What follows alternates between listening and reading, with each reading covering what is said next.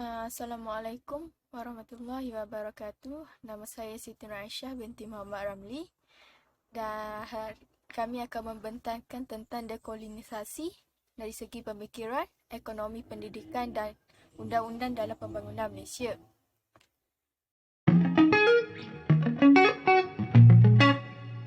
Pembangunan merujuk kepada usaha mengubah masyarakat atau negara agar kehidupan lebih sempurna dan selesa, iaitu mencapai satu tingkat kehidupan yang lebih baik.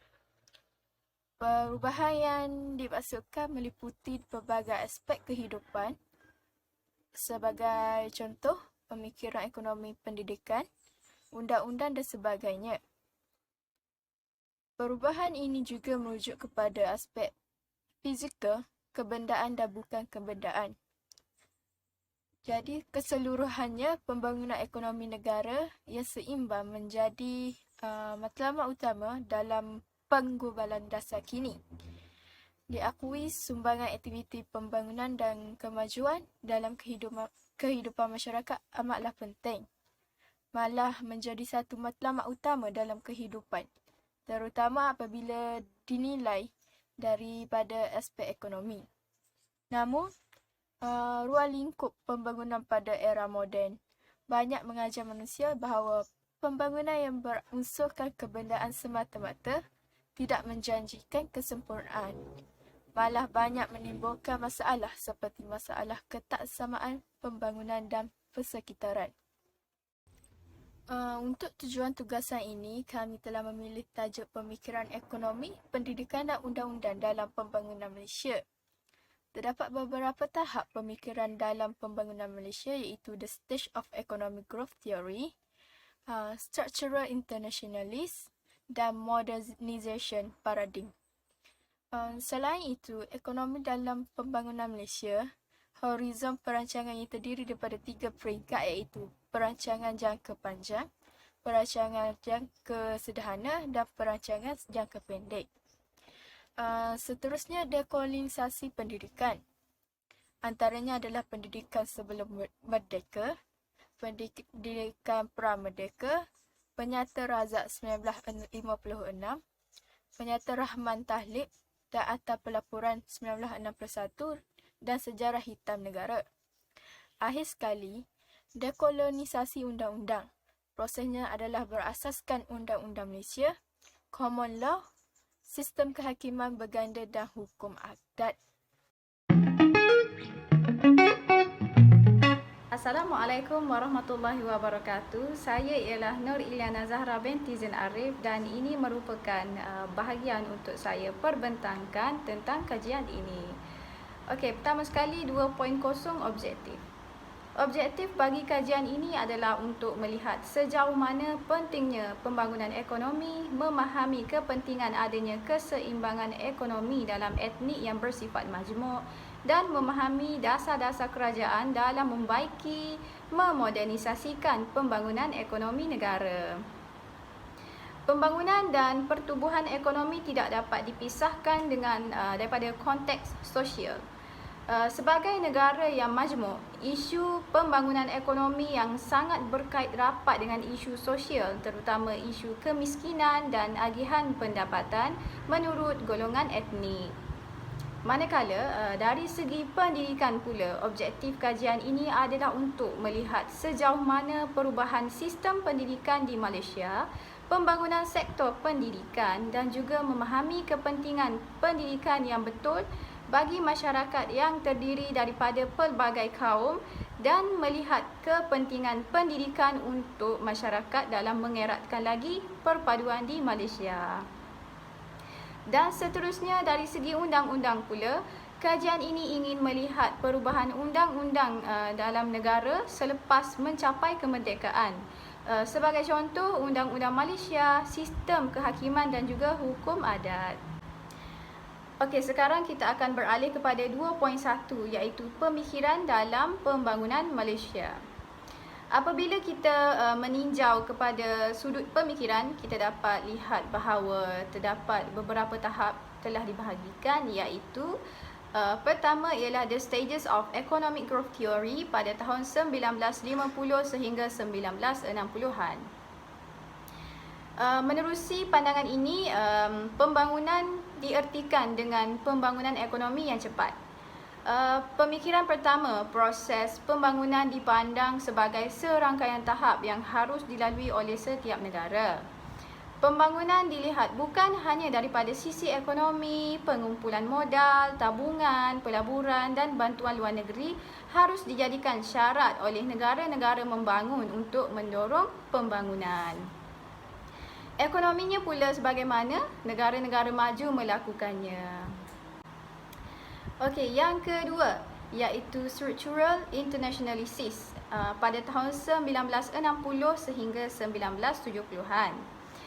Paradigma ini melihat pembangunan dalam kaitannya dengan kemunduran ataupun dikenali sebagai underdevelopment, yang mana ianya adalah menolak terhadap pembangunan ekonomi sebagai satu-satunya indeks dan ukuran keberhasilan pembangunan sesuatu negara.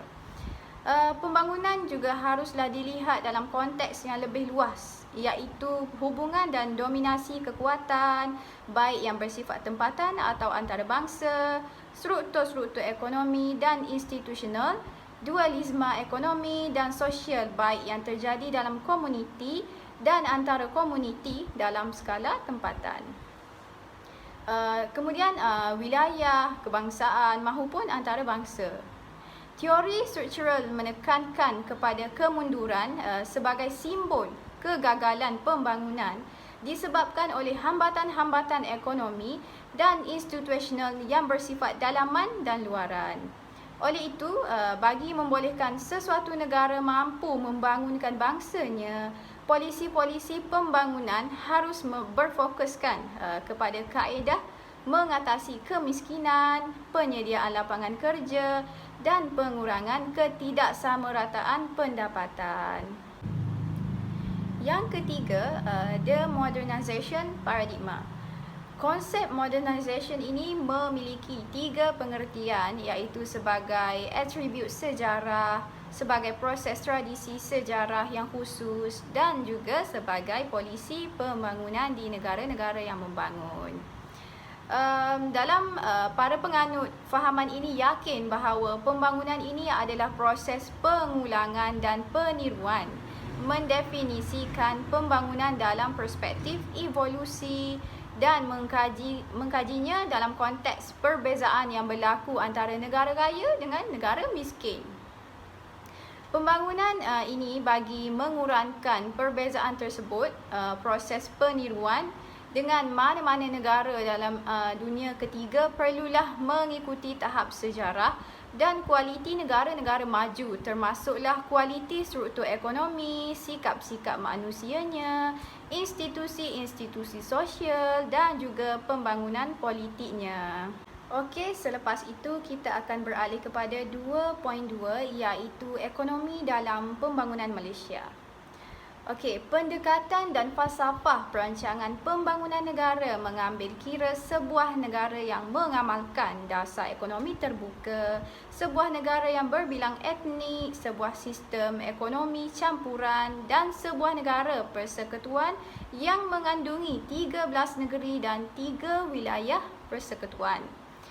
Perancangan pembangunan di Malaysia mempunyai 3 peringkat yang meliputi jangka masa panjang, sederhana dan juga pendek. Nombor 1 ialah perancangan jangka masa panjang. Perancangan jangka masa panjang menetapkan teras dan strategi yang menyeluruh untuk mencapai sasaran di bawah agenda pembangunan negara dalam jangka masa panjang. Antara contoh perancangan jangka masa panjang ialah pertama, rangka rancangan jangka panjang pertama atau RRJP1 pada tahun 1971 sehingga 1990.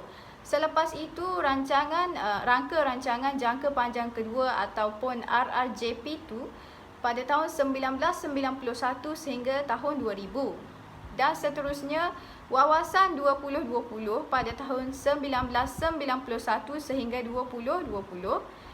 Selepas itu, rangka rancangan jangka panjang ketiga ataupun RRJP3 pada tahun 2001 sehingga 2010 dan last sekali ialah model baru ekonomi pada tahun 2011 sehingga tahun 2020.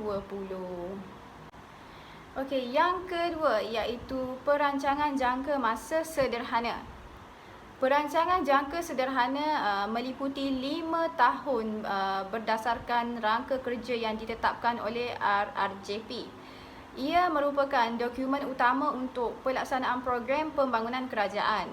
Rancangan pembangunan 5 tahun menetapkan sasaran pertumbuhan ekonomi dan juga siling peruntukan untuk program pembangunan sektor awam.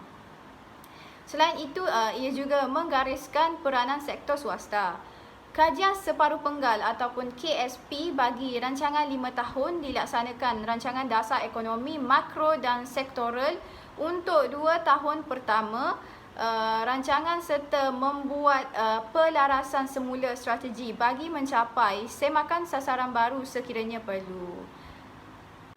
Di bawah rancangan Malaysia ke-10, kaedah 2 tahun rolling plan diperkenalkan bagi membolehkan keutamaan program dan projek disemak berdasarkan keupayaan kewangan semasa kerajaan agar lebih efektif. Okey, contoh perancangan jangka sederhana ni, pertama sekali kajian separuh penggal KSP bagi rancangan pembangunan 5 tahun. Selepas itu rancangan pembangunan 5 tahun seperti rancangan Malaysia ke-11 ataupun RM ke-11 iaitu pada tahun 2016 sehingga tahun 2020. Nombor 3, perancangan jangka pendek. Perancangan jangka pendek adalah anggaran tahunan yang disediakan oleh Kementerian Kewangan. Pelaksanaan dasar dan strategi tahunan selaras dengan perancangan jangka pertengahan dan jangka panjang. Penyediaan belanjawan tahunan mengambil kira pendapat semua pihak berkepentingan termasuk sektor swasta dan NGO dialog belanjawan. Peruntukan pembangunan tahunan adalah berdasarkan senarai rancangan dan projek pembangunan yang diluluskan di bawah 2 tahun rolling plan. Secara umum, visi rancangan pembangunan negara dapat dilihat seperti dalam rajah di sebelah. Antara contoh perancangan jangka pendek adalah bajet tahunan. Okey, setakat ini saya rasa itu sahaja perbentangan daripada saya iaitu 2.0, 2.1 dan juga 2.2. Terima kasih. Assalamualaikum warahmatullahi wabarakatuh. Nama saya Muhammad Haziq Hidayatullah bin Mukhtar. Saya dari grup 2C. Saya akan meneruskan presentasi kami dengan poin 2.3 iaitu dekolonisasi pendidikan. Pertama ialah pendidikan sebelum merdeka. Pendidikan sebelum merdeka ditadbir oleh pihak British. Pendidikan yang dibuat pihak British adalah mengikut kaum dan bahasa masing-masing. Pendidikan itu juga menggunakan bahasa ibunda masing-masing. Ketiga, ia dikendalikan berdasarkan kuasa pentadbiran British. Keempat, tiada prinsip yang kukuh. Yang kelima, dia menggunakan dasar pecah dan perintah. Dan terakhir, ia hanyalah untuk memenuhi keperluan ekonomi dan keperluan tenaga British. Seterusnya ialah pendidikan prakemerdekaan. Ketika prakemerdekaan, kerajaan telah mengkaji semula sistem pendidikan di tanah Melayu. Dia juga ingin menekankan perpaduan antara kaum. Kerajaan juga ingin mengubah sistem pendidikan ke arah pendidikan kebangsaan. Seterusnya ialah Penyata Razak 1956. Ketika ini, sebuah jawatan kuasa telah dibentuk. Jawatan kuasa ini terdiri daripada 15 ahli dan dipengerusikan oleh Tun Abdul Razak ketika itu beliau adalah Menteri Pendidikan. Jawatan kuasa ini ditubuhkan bagi mencadangkan sistem pelajaran kebangsaan kepada persekutuan. Seterusnya ialah kandungan Penyata Razak. Pertama ialah menggunakan bahasa Melayu sebagai bahasa pengantar utama. Kedua ialah kurikulum berorientasikan alam sekeliling Malaysia. Terakhir ialah sistem peperiksaan yang seragam. Seterusnya ialah Penyata Rahman Talib dan Pelaporan 1961. Penyata Rahman Talib menegaskan kepada pendidikan 3M, iaitu menulis, membaca dan mengira. Kedua ialah penegasan kepada pendidikan kerohanian dan unsur disiplin. Ketiga ialah penegasan kurikulum Malaysia. Keempat ialah pendidikan menengah atas terbahagi pada dua, iaitu akademik dan vocational. Kelima ialah melanjutkan pra-persekolahan dari umur 9 hingga 11 tahun. Yang terakhir ialah melecehkan tata cara pengurusan pelajaran. Seterusnya adalah sejarah hitam negara.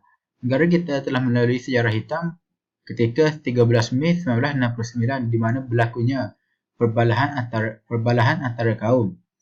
Disebabkan oleh itu berlakunya perubahan kepada keadaan politik, ekonomi, sosial, negara dan pendidikan.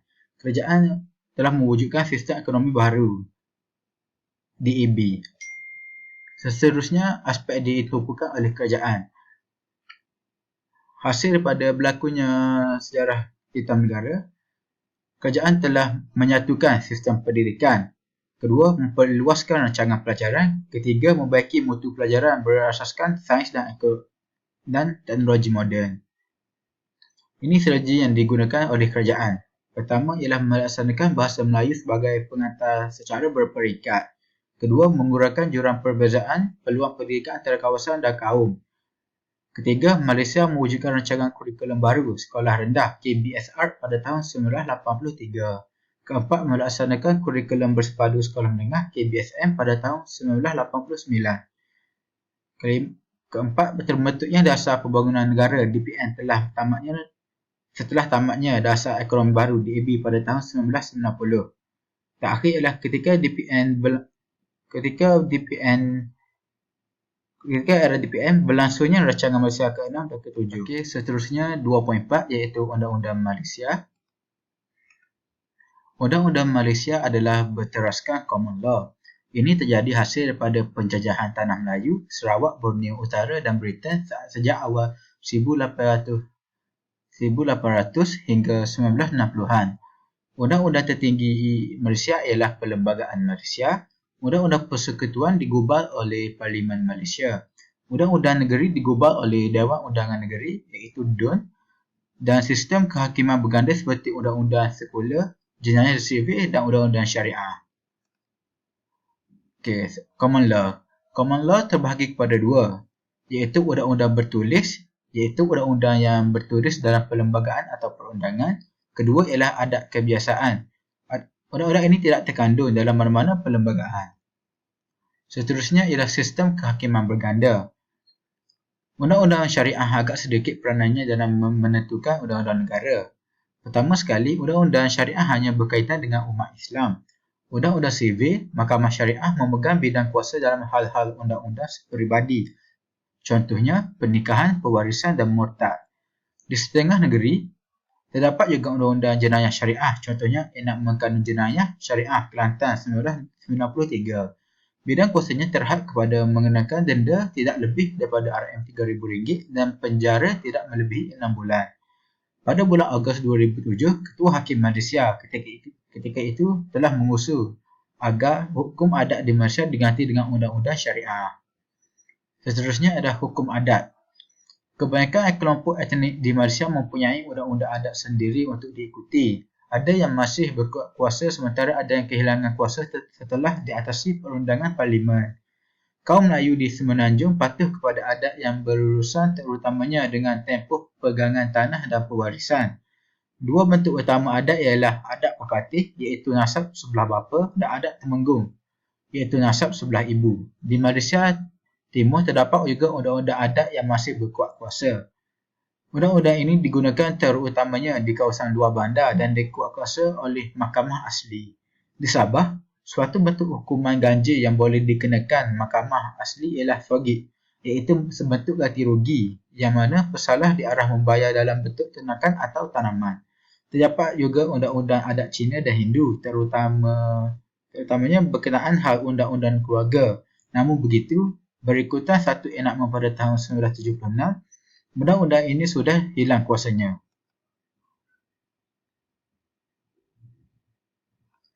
Itu saja daripada saya. Terima kasih. Rumusan yang dapat dibuat oleh saya adalah, melalui kajian ini, saya dapati kita tidak seharusnya memandang remeh dekolonisasi, terutama dalam pemikiran ekonomi, pendidikan dan undang-undang. Dekolonisasi membuktikan negara kita ini kuat dan digeruni oleh penjajah barat. Hal ini kerana tanpa dekolonisasi, tidak mungkin kita akan capai apa yang ada di negara kita sekarang dan tidak mustahil juga kita masih lagi dijajah oleh penjajah. Tanpa dekolonisasi juga, berkemungkinan negara kita masih lagi mundur dan terikat dengan penguasaan kuasa luar. Dekolonisasi ini memainkan peranan penting dalam membentuk sesuatu negara yang sejahtera dan harmoni. Jadi tidak hairanlah negara kita menjadi salah satu negara yang dikenali di mata dunia dan tidak kira dari segi ekonomi, pendidikan atau undang-undang. Dalam kajian ini, saya dapat rumuskan bahawa kita boleh lihat sejauh mana kerajaan mengambil langkah-langkah yang tepat dalam membangunkan sesebuah negara Malaysia yang berwawasan dan dikenali di seluruh pelosok antarabangsa. Hal ini kita dapat dilihat dalam pembangunan ekonomi negara. Kerajaan telah membuat pendekatan dan falsafah perancangan dan pembangunan negara dalam mengambil kira negara yang mengamalkan dasar ekonomi terbuka, sebuah negara yang berbilang etnik, sebuah sistem ekonomi campuran dan sebuah negara persekutuan yang mengandungi 13 negeri dan 3 wilayah persekutuan. Selain itu, kita juga dapat melihat dalam kajian ini iaitu Horizon Perancangan Pembangunan Malaysia, yang mana ianya meliputi 3 peringkat iaitu jangka masa panjang, jangka masa sederhana dan juga jangka masa pendek. Visi rancangan pembangunan negara ini dapat dilihat dalam hasil kajian ini. Jadi, tidak hairanlah mengapa negara Malaysia dikenali di seluruh pelosok antarabangsa jika Malaysia mengekalkan langkah-langkah ini dalam proses membangunkan sesebuah negara Malaysia yang maju, aman dan harmoni. Okey, melalui kajian ini, saya dapat rumuskan bahawa dekolonisasi dalam pemikiran ekonomi, pendidikan dan undang-undang telah memberi impak yang positif terhadap negara kita. Antara impak yang dapat dilihat ialah Malaysia telah menjadi salah satu negara yang dikenali di serata dunia. Dari struktur pendidikan, kita dapat melihat kejayaan seperti berjaya melahirkan rakyat yang berpengetahuan dan berilmu. Undang-undang yang digunakan juga adalah sama rata, tidak mengira bangsa. Malaysia merupakan negara yang terdiri daripada pelbagai kaum dan etnik. Kajian ini telah menunjukkan bahawa dekolonisasi ekonomi, pendidikan dan undang-undang telah mengeratkan lagi perpaduan antara kaum di negara ini. Oleh sebab itu, sebagai rakyat negara ini, kita sepatutnya berasa bersyukur dengan kejayaan negara kita dalam kejayaan membentuk perpaduan yang erat antara kaum dan telah berjaya mengubah sistem yang boleh menyebabkan berlakunya perpecahan. Itu saja daripada saya. Terima kasih. Assalamualaikum warahmatullahi taala wabarakatuh. Nama saya ni Muhammad Izaham bin Rasli daripada BA 240. Okey, hari ini saya akan membincangkan tentang kesimpulan dekolonisasi pemikiran ekonomi, pendidikan dan undang-undang di Malaysia. Okey, umum mengetahui, kita dapat mengetahui lebih mendalam bagaimana Malaysia menjajahkan diri daripada kuasa barat serta dapat meningkatkan ekonomi, pendidikan dan juga undang-undang di negara kita. Itu yang pertama. Yang kedua pula, kita dapat mengetahui bagaimana susah payahnya pejuang-pejuang di negara kita memerdekakan Malaysia daripada kuasa barat, iaitu kuasa asing seperti British, Jepun dan sebagainya, untuk kita menyambut kemerdekaan pada tahun 1957. Justru itu juga sejajar daripada peningkatan ekonomi, kita dapat mengetahui lebih mendalam tentang ekonomi di negara kita, iaitu daripada semasa ke semasa, ekonomi di negara kita akan lebih meningkat tinggi serta pendidikan kita juga akan meningkat lebih tinggi, iaitu dapat melahirkan modal insan yang berjaya. Contohnya Irfan Khairi, iaitu seorang businessman, iaitu seorang businessman online yang berjaya dalam bidang pendidikan, serta beliau menetap di kota Dubai untuk untuk mengembangkan lagi pendidikan beliau di sana. Oleh yang demikian, kami berharap agar dekolonisasi atau penjajaan ini dijadikan iktibar untuk kita semua kerana para pejuang sepertinya Tuk Jangguk, Mak Kilau, Datuk Maharaja Lela, Mak Saleh, Rentap dan sebagainya memperjuangkan diri untuk memerdekakan negara Malaysia supaya lebih aman dan damai daripada terus dijajah oleh kuasa asing ataupun kuasa barat. Disebabkan itu, ekonomi, pendidikan dan undang-undang dalam pembangunan Malaysia akan terus berkembang lebih pesat dan tinggi sekiranya kita memerdekakan diri kita daripada kuasa barat. Contoh ekonomi sekarang iaitu ekonomi dari segi kewangan. Negara kita lebih tinggi ekonomi kewangan kerana pemimpin semasa bijak untuk mengamalkan serta mencurah idea yang lebih baik untuk mengembangkan ekonomi di negara kita.